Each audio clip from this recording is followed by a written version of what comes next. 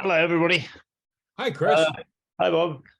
So I first met Bob, I don't know how many years ago at one of the shows, and I've always been impressed with this tying. And this year at the Somerset Symposium, I sort of hung around the front of his bench until finally he said, "What have I got to do to get rid of you?"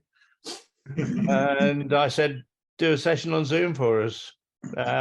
He's very kind to give us a very good article for the magazine. Which I'm sure was it the last one? Yeah. Which I'm sure you've all seen and enjoyed. You got your copies, Bob, by the way. I did, and thank you so much, particularly my two buddies who now think they're the next Claudia Schiffer and Cindy Crawford. Perfect. As long as they think that and you're happy with them thinking that, that's fine. But anyway, we decided we'd do tonight's as a Zoom because we thought there might be bad weather and people might not want to travel, and God, are we good at foresight. So Bob's kindly decided he'd come along and do us a Zoom talk. He's going to tie that fly in the magazine and a few others, and I think we'll enjoy the evening because he is a very good fly tyer. So over to you, Bob, and thank you. Thank you, Chris. So the Fellowship of the Fly, I love doing gatherings like this. I think it's really, as much as fly fishing takes us to beautiful places, and as much as fly fishing allows us to catch really amazing fish, I think the heart of it is in the Fellowship of the Fly. So being invited and getting an opportunity to spend some time with you guys here really means a lot, and I thank you for it very much. For those of you who, I'm sure you don't know me because I've never been over to England to tie flies, I am a retired math/physics teacher and also a wrestling, baseball, softball coach. So teaching kind of comes naturally, and I actually teach college at this point in time, and I could not do a lesson without some kind of preparation and so on and so forth. So I thought, what is the best way via a Zoom meeting to handle teaching about flies? And my concern was that I wouldn't have things to demonstrate my points. I wouldn't have images. And also that a lot of times when you view, like you can see me right now and you can see my fly, and a lot of times the fly is either a little too small or a little too out of focus. So I went about preparing a PowerPoint presentation that we're going to go in and out of, depending on the situation. In some cases, I used a nice macro lens. I got really close to the fly, and you're going to get a nice big blown up image of the tying steps, not image, I'm sorry, video of the tying steps one after another. And then I also try to make some points about the design behind the fly and everything else. Okay, so trying to catch a British phrase, I wrote river flies from across the pond. I'm sure you've heard the phrase across the pond a time or two. So fly design, success, and water characteristics. I grew up on a place called Long Island, which is an island offshoot from New York City. And that actually has 3 spring creeks on it, which are very similar to the British spring creeks. One is called the Carmen's River, and it's chock full of wild brook trout. The water is generally, if you took pictures of the Avon or the test and the things that I've read about, it's very similar water, very weedy, very shallow. Deepest pools that we ever encounter are probably 30 inches, 35 inches deep. Most of them are more like 18 to 24 inches deep. But it's very languid flows, very flat surfaces. And even when I lived on Long Island, I would come up and fish a river called the Delaware River, which I live on right now. And that is also known for flat water surfaces and long flows. And there are riffles and stuff, but the majority of water is that type of water. And the flies that I fish and prefer and kind of helped design, not claiming any sort of brilliance, because it really is all the same stuff repackaged and little tweaks put on it. They've worked very well for me for a long time. But then one year I took a trip to the Rapid River in Maine, and it's called the Rapid for a reason. It's got the fastest rate of descent east of the Rockies. And those flies that are so successful for me on the spring creeks and so successful on the tailwater of the Delaware River, I caught some fish, but they weren't the best flies up on that really fast water. For those waters, you needed really chunky flies. So we're going to talk about flies that I think will apply very well to British waters. And they are the waters that I kind of fish. So that's where we're going with all of this. There's a picture of the Carmen's River. So I think that looks a lot like a British river or British Creek. And this is a picture of the Delaware. And you can see in both cases the kinds of surfaces of the water that we have and what you can expect. And here, as a matter of fact, is a short 30-second video on some fish working on the Delaware River. Wow.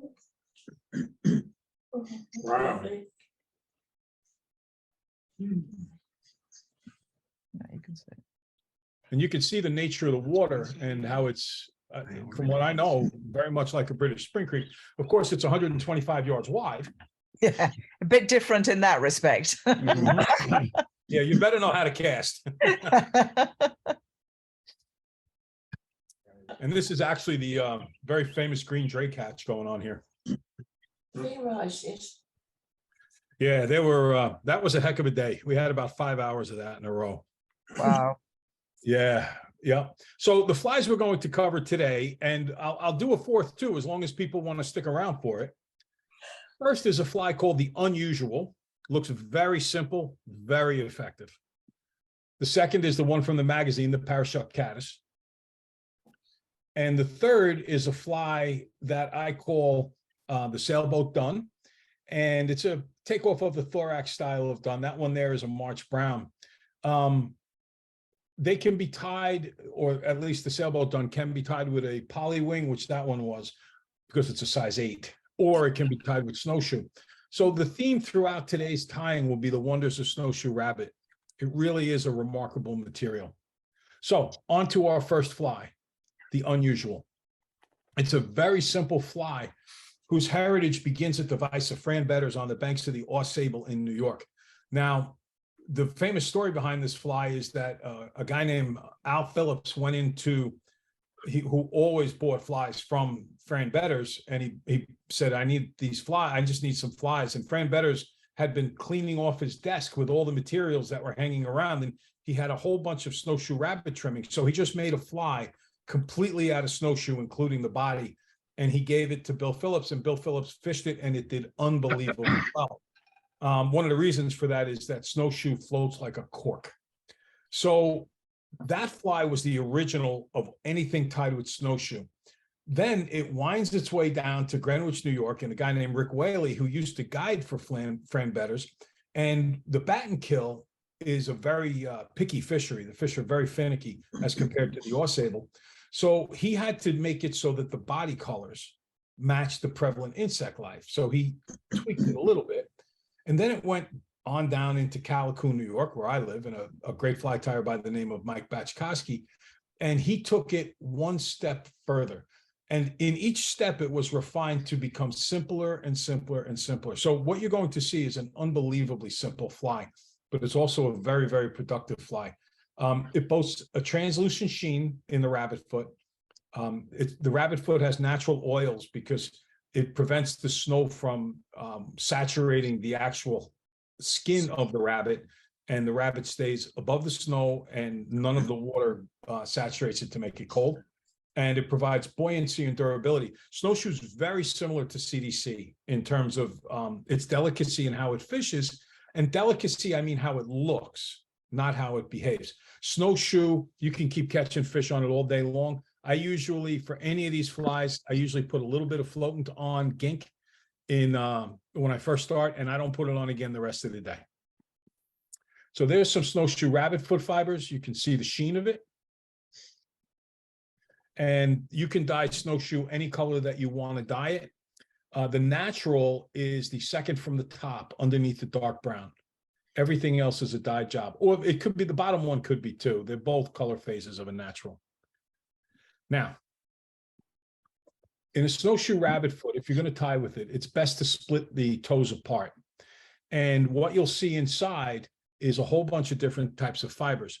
These pieces at the end, they're very stiff, and there's not a lot of this, for lack of a better term, underfur. So this is best used for mixing with the other materials because it won't flow quite as well all alone, or shucks, things like that. And anything in here where you start to see the underfur really gathering in, this is your super prime stuff from the snowshoe rabbit. when you look at it from the outside, basically the heel, everything size 16 and smaller. In here is about size 14, 16, right in this range. And then the longer stuff for the bigger flies right here. Now, the unusual. Here's your pattern. I like Arex hooks. I like fulling mill hooks. I like them both. The fish we have on the Delaware are very, very, very strong. They average 17 or so inches, and we can get them up into about 21, 22, 23 inches on the dry, and they're all wild, and they're tough as nails. So every once in a while, I have a fulling mill hook that'll bend. The Arex I've never had bend. Though the owner of the company was very honest with me and said once in a while he's had a hook fail. The tail of this fly is the snowshoe rabbit tips, those fibers out by the very tips of the toes.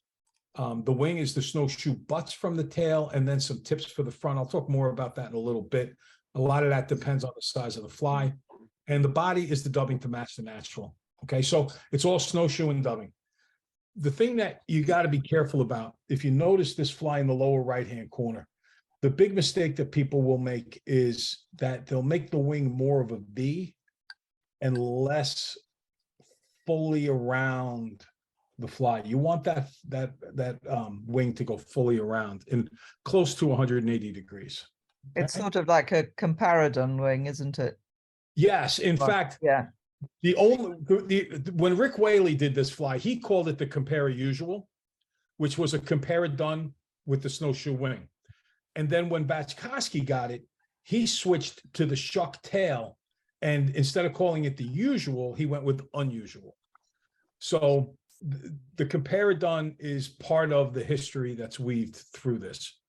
And the comparadon, if you don't know, it was developed on the Delaware River system. And this fly, Alcucci might want to reach down and hit me in the head here, but this fly is a better fly than the comparadon. It'll produce more fish, trust me. All right. I fish the same waters he does. I fish the pool at his house. This is a better fly. All right. So now we're going to start a video that I did that will give you really good views of everything going on. Don't be afraid to speak up. If you have a question, I can always pause the video and we'll go through this. Now, just one warning. For some reason, these videos were a little sketchy when I pre-ran it before. So let's see how it goes. All right, and there. Come on now, behave. The other ones all behave, but this one gave me. First thing is that we're going to tie with Semper fly thread, the nano threads. I personally think that there have been very few products I've used in fly fishing that the minute I got the product, I instantly became a better fly tire. I think Semper fly nano threads do make you a better tire. At least from the little is rabbit's foot, and I've already splayed, like I showed you in the picture before, all of these feet apart so that I can get to exactly the kind of thread I want here. So with a Sulfur Unusual, rather than using a Zelon tail, what we use is a snowshoe rabbit tail. Now, this particular part of the fly is the part that was really begun to be used by Mike Batchkowski. And I'll show you what Mike would do if we have enough fibers left. What I'm doing now is I'm just thinning the tail a little bit. Mike would he would throw the whole thing on. He wouldn't care. I want to make it about the length of the body. I'm a little more fastidious than Mike is with my tying. So I want to make sure it's thinned out because, you know, everything in fly tying prepares for the next step. So by doing this, I'm going to make sure that I have a thinner body. It's just a little bit long for me. So I just pulled that wing up. And that's important because I'm going to show you something here in a minute with that. This is really what Batchkowski lent to the fly. Now, I want you to imagine for a moment that you're tying a size 16. And if you're tying like a 16 or an 18 or a 20, what can happen is you can have enough tailing fibers left over here that you can actually force up the wing with the butt ends. Now, again, that's a great thing to do. I don't usually do that, but that's how the original Unusual was tied.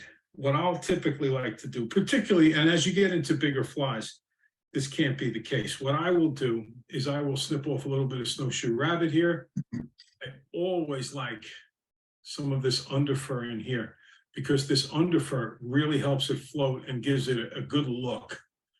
Okay, so all I'm going to do, I just trim off the butts right there, lay them in place. And again, do not be worried in the least if it's a little on the long side. Okay, and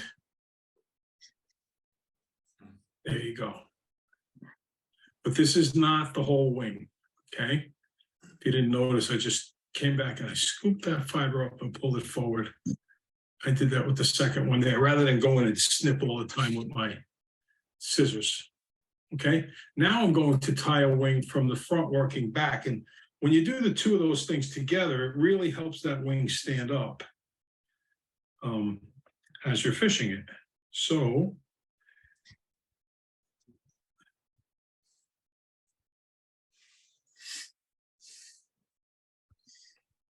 again, I'm not worried about if the wing is too long. And I want you to notice something. One of the great things about snowshoe rabbit is it really compresses when you tie. This looks like it's going to make a really bulky fly, but it compresses so beautifully.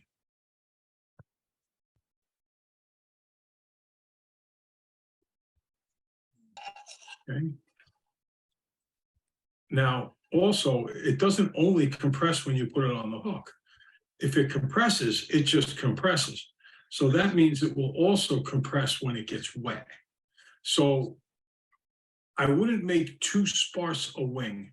If you make too sparse a wing, then when you are fishing the fly and the fly gets wet, you're not going to have much of a profile there. Now, you don't want to make it really thick. And the best way I can tell you to do this is you can look at mine a little bit, or somebody else who's tied and fished the pattern, or you can just go out and play with it. Okay, so now what I'm doing is just spreading the fibers out so that I get that 180-degree look, and I'm making sure there's nothing in there that's any hollow about it. And now the fly is just about done. This is all of the hard stuff, okay? What I've just managed to do is to create this big bulky wing, which I'll trim a little bit right now, so I just get it out of the way. And I've also managed to lay if you notice, see the nice taper I have going on underneath there? Everything in fly tying prepares for the next step. So with the compression of the snowshoe rabbit foot, with the tapering that I did there, I now have a good basis on which to really form a nice tapered body. And in my experience, where we're fishing, you don't want too fat a fly. If you have too fat a fly, there's a problem. So as I was saying, if you have too fat a body on the waters we fish, which there's a lot in common with the waters that I am fishing, the Delaware River, the Carmen's River, certain quieter flows, the West Branch of the Delaware, the East Branch of the Delaware. These are not rough waters at all. And when I was younger, I read a lot of Sawyer. I read a lot of your British authors. I still really like Goddard and Brian Clark and so on and so forth. And most of the pictures that I saw in the books were very much like the spring creeks that I fished in my formative years. So I like a sparse body. I don't want it to be too fat. All of the fish that I fish for, or at least 98% of them, are wild. So you do want to fool the fish. Okay, so what am I going to do now? I'm just forming the body. I like to pull this back, and when I pull it, I take my thumb. This is important right here. Push it back, and I catch the fibers. And what I'm doing is pulling them in 180 degrees around the shank. If you were to look on the forward of it, basically I pull the fibers back on the top half of the shank, and that makes a really good indicator that you are going to be able to have that wing spread out at 90 degrees, 180 degrees. There you go. Okay, that looks really good. then I come right in behind it and catch it real tight. Okay. Now, I purposely, I don't want you to think I'm nuts here. I purposely did not put all the dubbing on the thread that I knew I would need for the fly. And the reason I didn't do that is because I felt like my hand would be flying in front of the video all the time and you would have a very difficult time seeing it. Okay, I think that should be enough right there. It's going to be close. Twist. I believe me, I do a lot of dubbing loops and stuff, but for this particular fly, a twisted on dubbing is just fine. After all, it is done. It's sitting on the film. They will take this as a dry. Let me get the wing out of the way a little bit, so I don't want to make that too thick. Okay. You can see me working to make that body I'm just thin. working that wing out of the way a little. Nice little no hackle pattern here. One more wrap behind. Push it back. One wrap in front. Not one wrap to pull tight. And then here we go. And perfect. And we will show you this in just a moment. One thing that I found, these nano threads are based on like the polyspun gel fibers and stuff, and they really do need to have the knots be good. So I don't usually tie the wood finish with my own hands when I use this thread. I've been doing it for 35, 40 years, but with this thread, I tend not to do that. Now, remember what I said before about how you get 180 degrees? There's my 180 degree spread. And when you take those fibers and you pull them back along the shank, you can see it right here. I'm getting that 180 degree spread. Now I let them up. And now I just look it over. And you know, if it's overly scraggly or whatever, if I think the wing is too long in one place or another, too dense, I'll just thin it out a little. Okay. There we go. And to be honest with you, I don't even really think the fish care how long the wing is. I don't think it makes much of a difference to them at all. And there's one fiber sticking up in the tail. I call those 8th graders because they don't do what they're supposed to do. That's it. The unusual, completed and tied. Danger points here. Make sure you're going to get 180 degrees. Best thing you can do to help that is when you're tying the fibers in the front, pull that wing back. Work a nice clean area, simple to do. And you know, just be careful the first few times you tie. You want to make sure that those fibers are spread all the way across, that you don't have any hollows in there. Sometimes though you can get the hollows and that's not good. All right, as far as the tail goes, it's a little bit scraggly. You don't need much of a tail. All right, it just looks like a shark, which just looks transparent to a fish looking up into the light, and it helps float the fly. All right, now we'll tie one together. You can see the sheen in that material right there. And it just looks very buggy. It's a very, very simple fly. Before we tie one together, I just want to show you real quick how to trim. I came up with an idea to show you what I thought was the best way to trim. So you can either try to make a perfect half circle, but you know, that's like spackling. You got to know when enough is enough, or cut across the top, cut down the 2 sides, and then cut straight down. And if you do that, you're going to get a really good profile of a mayfly wing at that point in time. Okay. You ready to do one together? Yeah. Yeah. All right. Now I just need to end my slideshow and then stop the share. And there we go. Okay. So I have my hook set up. Let's get yours. Maybe not.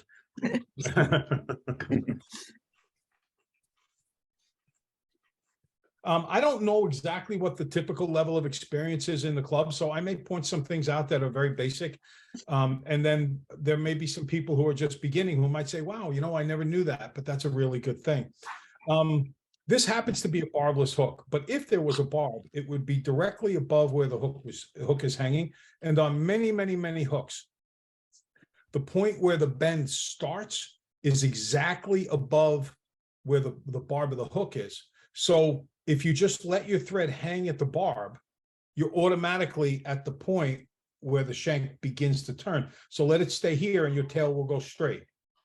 And if you go one or two further, you'll start to bend your wing. And if you don't want to do that, then, you know, make it a point to not let that happen. Just start right over the barb. Okay, if you don't have snowshoe, it's no big deal. Tie with whatever material you have around, just so you know how to tie the fly. And then when you get snowshoe, you'll have the right materials for the fly. And by the way, I made sure I got like 35 pairs of snowshoe feet in there, so feel free to buy. You're not going to impact me at all.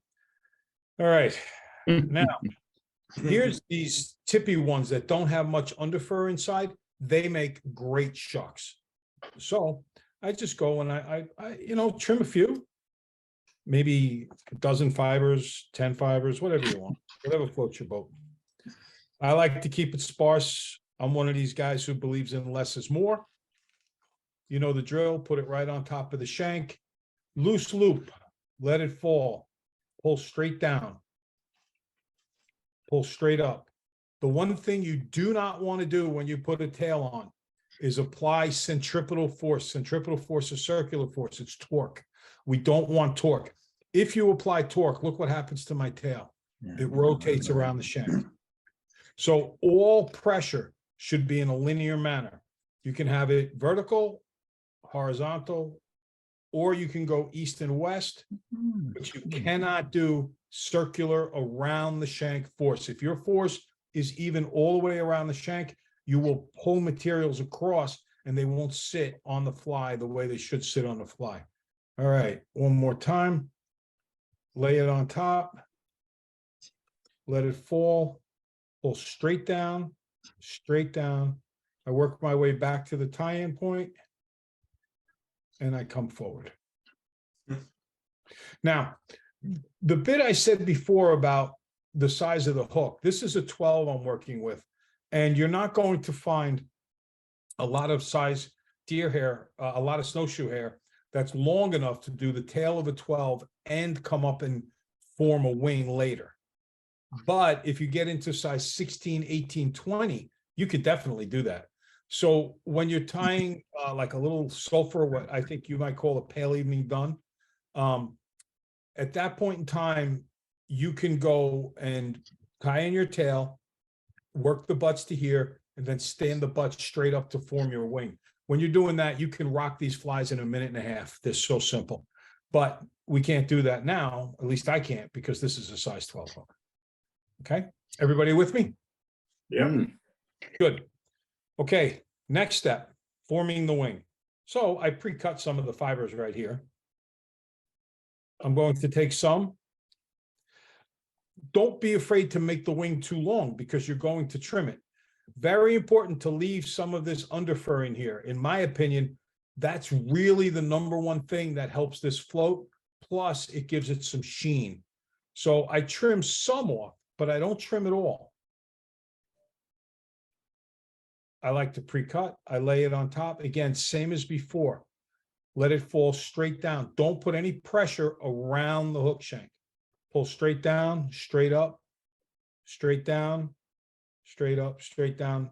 And then I can start working it around the shank because it's tied in already.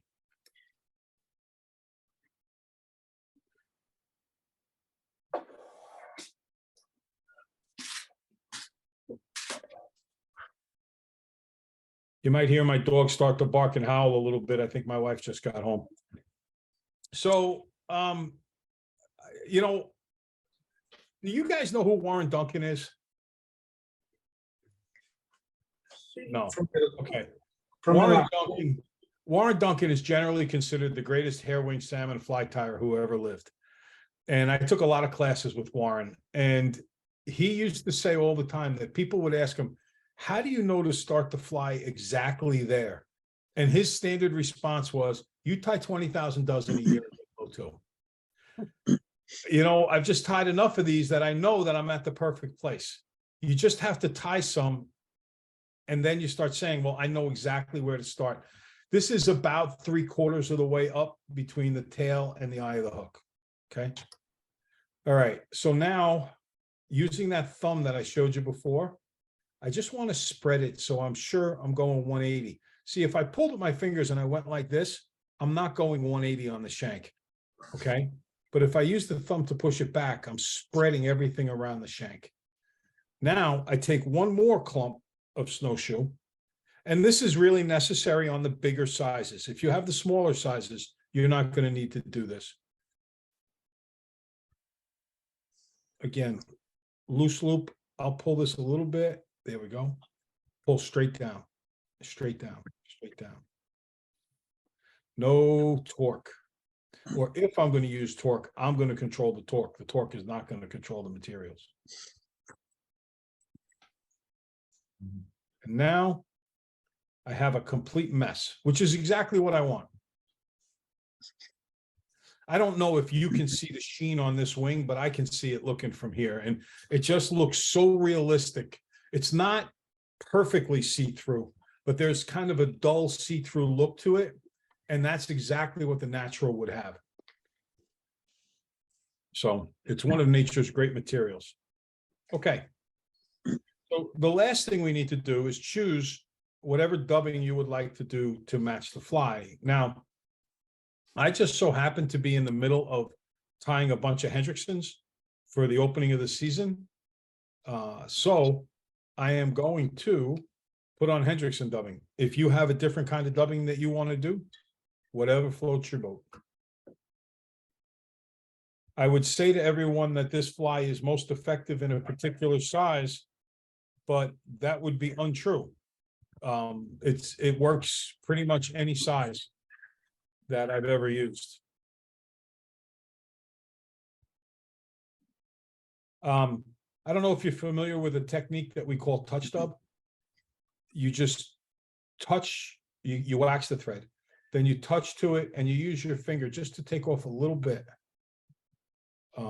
It really, really, really helps not put too much dubbing on the shank. Okay. Live.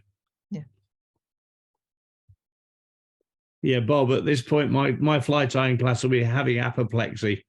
Because I'm a firm believer in not using anything like that to stick the dubbing to the. Oh, you don't use wax? No. And there was a famous session where somebody once asked the question, "Can you use Pritt stick for touch dubbing?" And I didn't quite have a heart attack, but I nearly had one. And the following week, I turned up and everybody had a Pritt stick on their desk. Hey, can I ask? I do know that there are some people who don't like wax, but what's your main reason for not liking wax? I've never needed it. Okay. I learned to dub without it, and I've never needed it. Okay, and I can see that, right? Use a little bit of spit, get it on this thing, you know. I don't even use spit. Really? Yeah, it's all technique, but I understand why people do it, and I understand. Certainly, I don't tie the size of flies you tie. Yes, I remember. Yeah. So if you're going down to size 20s, 22s, yes, I understand why you do it. Well, one of the things that, because there are some people who are against it, and when I ask them, they often tell me something like this: that in order to get wax, they bought, because you can get so much for so cheap. Yeah. You know, the ring around the base of a toilet seat is all wax, right? If you say so. It is. So they would buy that, but the wax was so dark that it would change the dubbing color. Yeah. Yes. So Yeah. one of the hardest things to do is to find wax that won't affect the color of the dubbing. And there's one here called the Silver Trout. That's a good one. And then of course, Wonder Wax is legendary. Yeah. Yeah. So, okay. So now I'm going to resort to my spit and just tighten this up all along the shank. Sometimes I don't tighten it. Sometimes I do. For the unusual, I definitely do. And now we're just to the point where we mentioned before. I'm going to pull this forward and take one turn behind. It doesn't matter if you go behind her in front first. It makes no difference. I just want to make sure she stands good or stands well, proper English there. And now I pull this back using my thumb.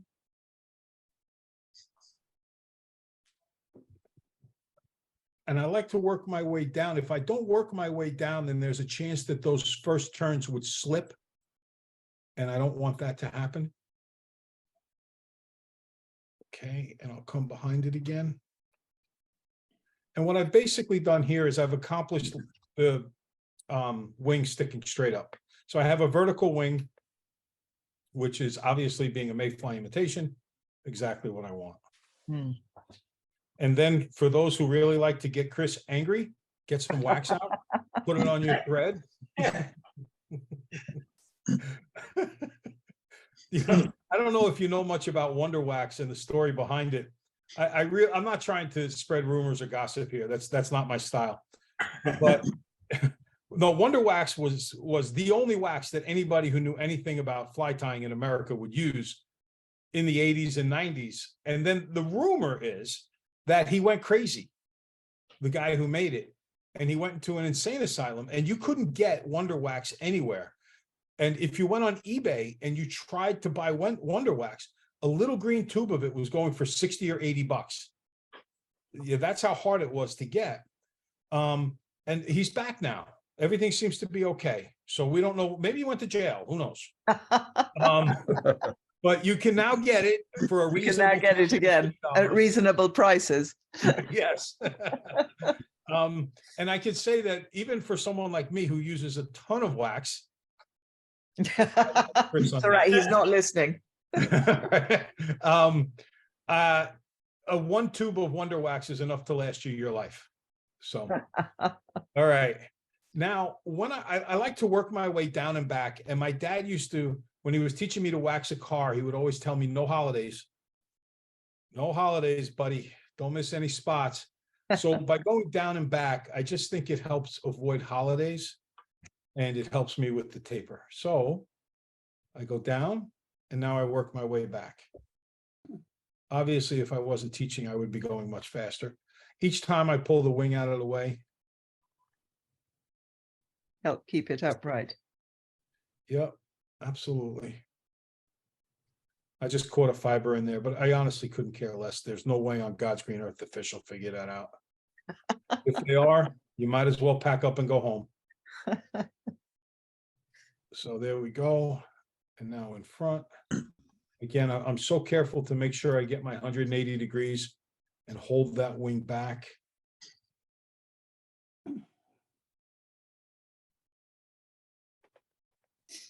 Go. All right. A little sloppy at the head there, but such is life. And now, unlike the other one, I'm actually going to use my fingers for it. I don't care. Watch the wood finish will slip.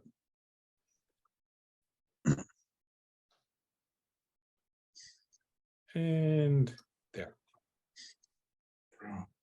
So when everybody gets to the point where they're all done with that, I guess I'll wait like 2 minutes or so, and then we'll trim together. So I'm not sure that is anybody actually tying the fly? Sorry to say no. Okay. Sorry. We're just following you. Good. And that, you know what, given the fact that everybody has the opportunity to go back and watch this on video, I actually think that's pretty wise. Okay. So I just trim a little bit out in front for the real scraggly ones and a little one out in the back for the real scraggly ones. Now for my cuts, you can just go straight across the top, down on an angle, down on an angle, straight down, straight down. If you're worried about trimming too much, just make bigger cuts in the beginning. Honestly, I don't think it makes any difference at all that the wing length be perfect or spot on. I think it just matters that you have the approximate shape of a wing. And I really this fly only the wing is going to be over the surface. Everything else is going to be sitting right in the film. Mhm. And we only gink the wing. That's it. And you'll see the wing sticking up out of the surface. You will not see the rest of the fly. So, and the fish will take it. Okay. I'm looking All right. forward to tying that. Yes, it's a good fly. I think that you'll find it very, very, very productive. Mm. And I would love if in the future, if you guys do well with it, if somebody reaches back out to me and says, "Hey, look, it even works in English." Question mark. So that would be pretty cool. We'll do that. There you go. All right, so here are the points of emphasis on the unusual, the things I think are really important to walk away from. First, the tips of the snowshoe form the shock, so use those pieces out by the toe.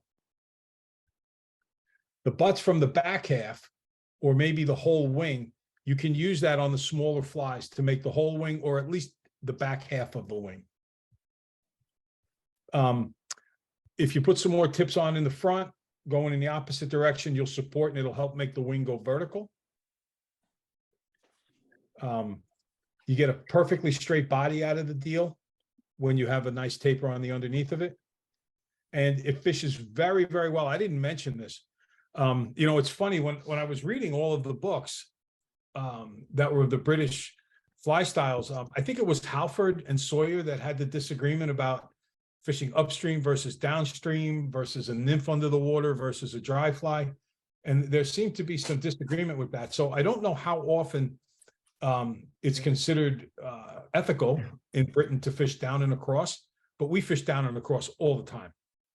And at the end of the drift, if you are fishing down and across, at the end of the drift, if you just let the tension pull the fly tight and let it go under the water and swing an inch or two under the water, this catches a lot of fish like that. And if you're not allowed to do that, I didn't say it. Okay. And if you're really getting mad because they won't take, just do it. You'll get fish. Just before you get on to anything else, Bob, I just had a quick look on the interweb. Snowshoe hair is available in this country in very limited quantities. Most suppliers seem to have one or two packs in stock of various colors, but Vineyards, who are their supplier, are out of stock. So if you want to buy an E, I suggest as soon as this meeting's finished, you get on the interweb and buy it. Yes, I would go. So Hairline Dubbing sells them. Yeah. And you don't want Jackrabbit. Jackrabbit is a cheap imitation. That's useless. You want Snowshoe Rabbit. Hairline Dubbin has it. And if I were you, I see two options here. I see one, going on the internet and finding a place with it and just buy everything they have, and your friends will take some too. It really is that good of material to use. And the second option that I can see is load Chris up with money, and when he comes to Edison to tie, you have him hit all the shops before he starts tying. What colours do you need, Bob? Bob, what's the body? What's the, I the like body's tan. obviously a different colour to the rest of it. Yeah, natural, tan, medium done, and dark done. Those are the four I use the most. But some of the browns, if you have a darker winged caddis, a darker brown winged caddis, you might want one of those too. Okay. I would say whatever the color of the wings of your bugs are. Quick question on the dyeing. Sorry, Bob. Quick question on the dyeing of snowshoe. Does that take the natural oils out of it? You know, it's interesting. I've never dyed snowshoe. I see plenty of iridescence in the dyes that I get, but I have dyed polar bear. And in my experience, when you dye, and I use Vineyard dyes, when you dye it, I put it in and I leave it in for like 30 seconds to 45 seconds. I take it out and I look at it, and then I put it in again, and then I take it out again 30 seconds later. So if you don't leave it in too long, I think you won't have a problem. I think the only way you could really have a problem is if you don't leave it, if you kind of cook it in there. Okay, so it obviously picks up the color very quickly. Reasonably quickly. I mean, you know, seal's fur is about 10 seconds. Okay. And yeah, I would say longer than that. And swan squills are about 4 days. Yeah, right. When I do polar bear, which is very similar to snowshoe in its in its translucence. I think it's usually a total of about 2 minutes in Okay. the bath. I haven't done it in a while, but I don't think it's longer than that. Now this is probably a superfluous question because nobody else has got any. But if you got some very short polar bear hair, could you use that instead of snowshoe? I do have friends who use that, but I would also say that if you have short polar bear hair and you don't use it on hair wing salmon flies, it's some kind of a sacrilege for which you will be permanently banned to hell.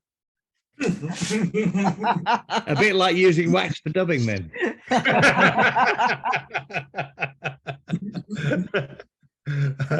I was thinking more about the senator, but that's okay. Yeah, we could go with that.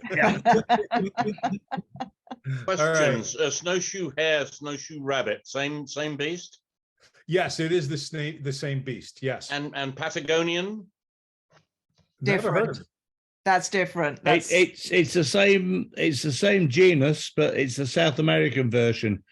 And it I has know a- where Patagonia is, okay, but it's not, Yeah, but Yeah, it's not the same. Although it goes white in the winter, its feet aren't the same as the snowshoe rabbit in North America. all right. Yeah, I had never heard of Patagonia snowshoe. So I can tell you, I have some around my house if anybody wants to come and bring a gun like Elmer Fudd.